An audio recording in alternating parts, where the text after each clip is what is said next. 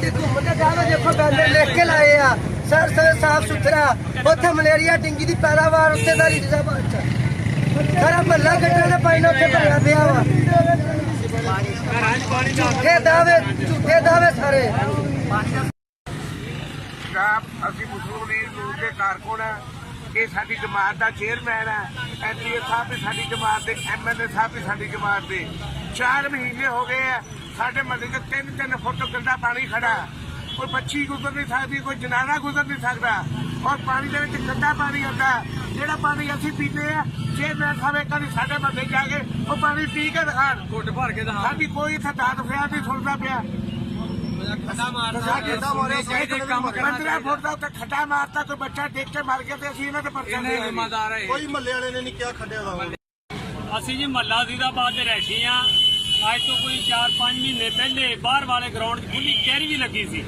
ਜਿੱਥੇ ਡੀਸੀਓ ਸਾਹਿਬ ਆਏ ਸੀ ਚੇਅਰਮੈਨ ਸਾਹਿਬ ਵੀ ਉੱਥੇ ਸੀ ਗੰਦਾ ਪਾਣੀ ਅਸੀਂ ਲਿਜਾ ਕੇ ਦਿਖਾਇਆ ਜਿਹੜਾ ਕਿ ਸਾਡੇ ਪੀਣ ਵਾਲੇ ਪਾਣੀ ਦੇ ਵਿੱਚ ਗਟਰਾਂ ਦਾ ਪਾਣੀ ਸ਼ਾਮਲ ਹੋਇਆ ਔਰ ਉਹਨਾਂ ਨੂੰ ਇਹ ਕਿਹਾ ਸੀ ਕਿ ਜਾ ਕੇ ਸਾਡੀਆਂ ਸੜਕਾਂ ਦੇਖੋ ਪਾਣੀ ਨਾਲ ਭਰੀਆਂ ਖੜੀਆਂ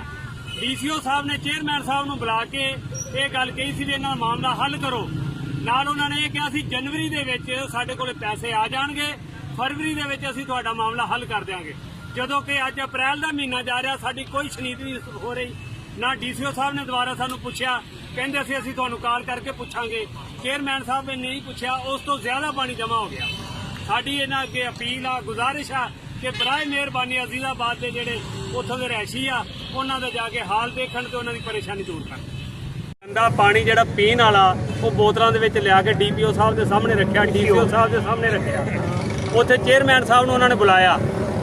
ਤੇ ਡੀਸੀਓ ਸਾਹਿਬ ਨੇ ਇਹ ਗੱਲ ਕਹੀ ਵੀ ਸਾਡੇ ਫਰਵਰੀ ਦੇ ਵਿੱਚ ਫੰਡ ਆਉਣੇ ਆ ਅਸੀਂ ਤੁਹਾਡਾ ਸੀਵਰੇਜ ਦਾ ਮਾਮਲਾ ਵੀ ਸਹੀ ਕਰ ਦਿਆਂਗੇ ਗੰਦੇ ਪਾਣੀ ਵਾਲਾ ਜਿਹੜਾ ਪੀਣ ਵਾਲੇ ਬਲਦੀਆ ਚੇਅਰਮੈਨ ਨਾਲ ਤੁਹਾਡੀ ਕੋਈ ਗੱਲ ਹੋਈ ਬਲਦੀਆ ਚੇਅਰਮੈਨ ਨੇ ਖੜੇ ਹੋ ਕੇ ਗੱਲ ਕਹੀ ਸੀ ਕਿ ਅਸੀਂ ਇਨਸ਼ਾਅੱਲਾ ਸਫਾਈ ਵੀ ਕਰਵਾ ਦਿੰਨੇ ਆ